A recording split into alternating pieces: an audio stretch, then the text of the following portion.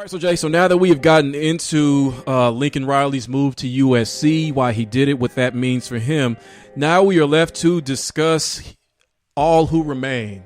Yeah. As far as Sooner Nation and the future of this OU program, especially as they get ready to make the transition into the USC. So losing coaches, we talk about assistants as well as upcoming recruits that were going to have a significant impact on the team, is thrown the future of the Oklahoma Sooner football program into question as far as what it's going to look like, how they're going to perform, etc. So, Jay, fair or unfair, OU's future is not bright. So I'm going to say that that's very much unfair. So let me go ahead and bring the music down, bring the music off on this. Let me look at the camera and let me talk to you, Sooner fans. I want to talk to you all. Hear me out. Relationships are hard. And it does suck when someone that you want doesn't want you anymore. I talked about toxicity at the beginning of the show, a little jab at everybody, playing around, having fun. But no, on a serious note, Oklahoma, you are just fine. You will be just fine. And this is the reason why I say that you all will be just fine. Oklahoma is a top 5 program, historically, as well as just now. The struggles in recruiting and getting the right players, especially on the defensive side, lays on the coaches. And so now the focus is going to be going after a defensive coach. But you'll be fine. You're going to get a good coach. You're going to get somebody that's going to hit the trails, that's going to be an excellent recruiter, that's going to bring recruits back. You know, the other thing is, everybody's saying Lincoln Riley has set the program back for years. I get that the sky is falling on the 2022-2023 recruiting classes. Cool, I understand that. Mm-hmm. But you're forgetting about one thing that really is in your favor right now. The transfer portal. Whatever coach you bring in, he brings the right clout, which Joe Castiglione has been fantastic about hiring. Mm-hmm. I mean, he hired Bob Stoops, who hired Lincoln Riley, and they handed the reins over to him. He hasn't had to search for a coach since 1999 when he had to search for Bob Stoops. Mm-hmm. That's a beautiful thing. Or 98, one of those years. That's something that you should appreciate. He's going to get you guys a good coach. We're hearing names, and we'll talk about that a little bit later. But the transfer portal is where everybody else, where all of your pieces are going to be put together. You don't need to have a whole bunch of freshmen and sophomores coming in. You need juniors. You need experienced guys, especially as you prepare for the transition to the SEC. So, big Oklahoma fans, don't stress about. I get relations. It's hard when somebody breaks up with you. You want them, they don't want you, and you look out there and think that nobody else really going to want you. I promise you, a lot of people want you. I bet you Joe's phone was blowing up the minute the news came through. Like, hey, y'all interested in coaches? I mean, I got 5 coaches. Agents probably tell them I got 5 coaches that's ready. Just tell me which one you want to talk about. Please give me a chance. Hey, Joe, I miss you. Love you. Hey, big head. I got this one guy, probably be perfect for OU. Call me, because they know OU pays, OU takes care of their coaches, and there's a lot of appreciation when it comes to the program. So don't stress. It's going to suck for 24, 48 hours, but I promise you, you will end up better because of this. Also, I'm kind of glad Lincoln left. At this point, I think it was getting to the point where, as pissed off as fans are about the way the team has performed since the first college football playoff loss against Georgia, that I was sitting there live and trying to figure out why you took your foot off the gas, the team will be better. I agree with you. It is unfair to say that OU's future is not bright. I think a big part of what this comes down to is having Bob Stoops come back to be the interim coach in order to get them to and through the bowl game, because it's not that you're bringing in, obviously, a seasoned coach, the last championship winning coach that the school had, but bringing him back is symbolic, because part of what Bob Stoops does and what he is meant to do for the players and for the fan base is to remind them who they are. Yes.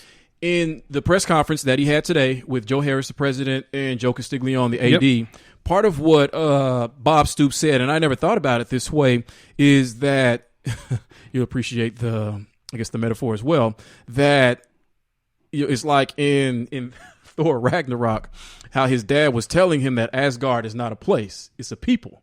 So wherever the people are, That's where Asgard is. OU is not a coach. It's not coaches. It's not an AD. It's not a president. It's the players.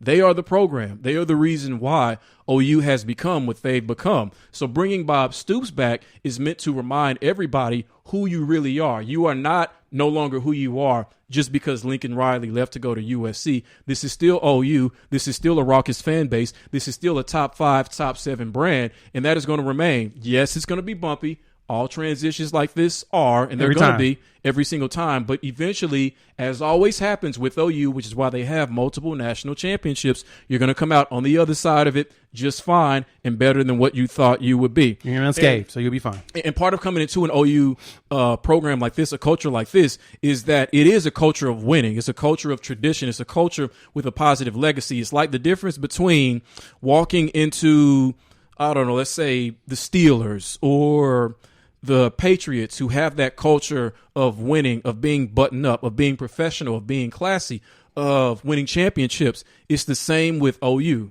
It's like when you walk into the Cleveland Browns facility, unfortunately, the culture is a lot different than walking into a Steelers or Patriots culture. It's the same with OU. When you walk into that building, when you see those statues, when you practice how you think, that affects how you perform, and that affects who you are because you're a part of that legacy now. So whoever comes into this, coaches, recruits, whoever it is, they're going to become a part of that, and they're going to buy into that, and that is collectively what is going to help this school and this program to be just fine. So you're right.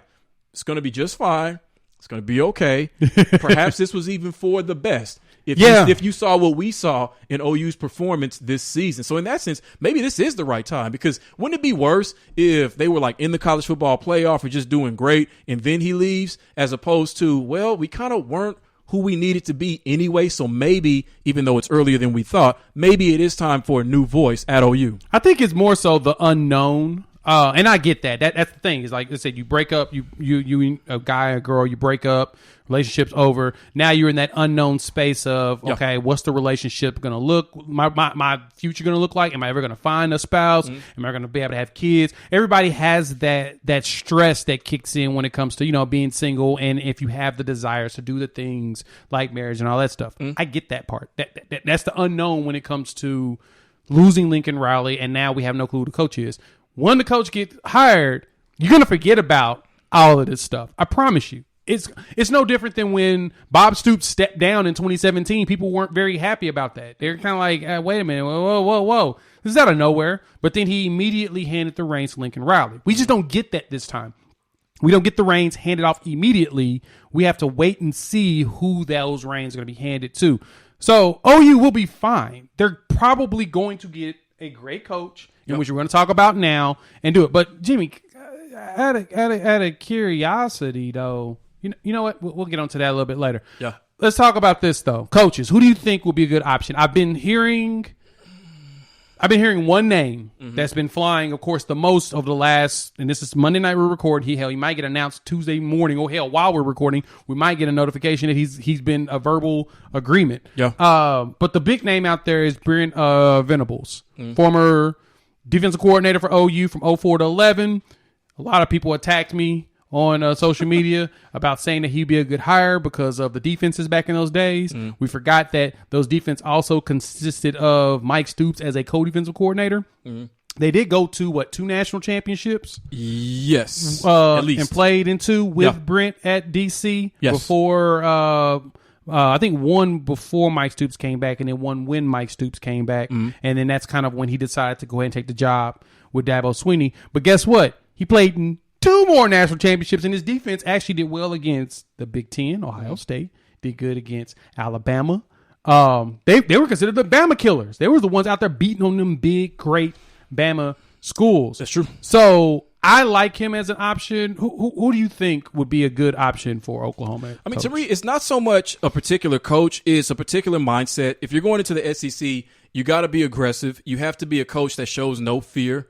And, you don't have to be like a rah-rah type of coach, which, Brent Venables, for a lot of people who don't know, he's kind of a maniac on the sidelines as a defensive coordinator. He's a lunatic. But that was perfectly fine because of his job and how that actually helped to motivate his players. Defenders loved it. Yeah. So either way, I mean, you need a coach who's going to be aggressive, who's going to have that mindset, who's not going to be afraid to offense or defense go at a Nick Saban or go at a Kirby Smart. That's the kind of guy that you want. And again, it doesn't even have to be a guy that you expect that from. Like, for instance, going back to the Les Miles at OSU days, I guess even LSU, you wouldn't think that he was like that, but he was a very aggressive coach. He had no fear. He didn't care who was on the other side of him, and that was a big part of why eventually he did win a championship, because I'm kind of getting ahead of myself, but there were some things I saw in this Bedlam game that was just typical Mike Gundy as far as being afraid to be aggressive. You know, we'll get into that. I got a lot to say about that, but yeah. But whether that's Brent Venables, whether that's I've heard Mark Stoops at Kentucky. Yeah. I've heard that, and I've heard several others. But either way, got to be aggressive. I agree. I think aggression is the biggest thing. So I've heard Mark Stoops as well, not Mike. Mark. Right. The Kentucky head coach. He's in the SEC. He knows the SEC. He knows how to recruit. He's recruited some good players to Kentucky to do something. So, of course, he could do it at even better technical program that's really focused on football. OU has the want to, and that's the key thing that will attract a really good coach. Mm-hmm. They want to win. They've proven it. Texas has gotten better recruiting classes than OU year in, almost year in, year out. Mm-hmm. But a lot of time, more times than not, they've gotten better recruiting classes. But guess what? OU goes out there and they beat they tush. Because why? OU wants it more. They want to win, and they prove it in everything that they do as a administration, as a school, as a program, everything. And that's the one reason why y'all don't need to be stressed out. I get it. You don't know. I mean, I am a pseudo 1 foot in, 1 foot out OU fan anyway. And I don't take that stuff seriously because I understand that there's so many components that's going to come in here. But OU's every year recovered.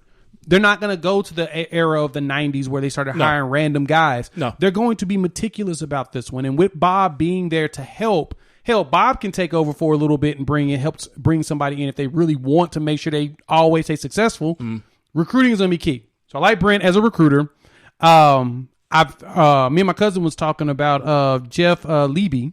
Where's he at? Offensive coordinator for Ole Miss. Okay. OU 2007 graduate. Okay. So he is with the Lane train, the number 5 offense yards per game in the country at Ole Miss. Mm-hmm.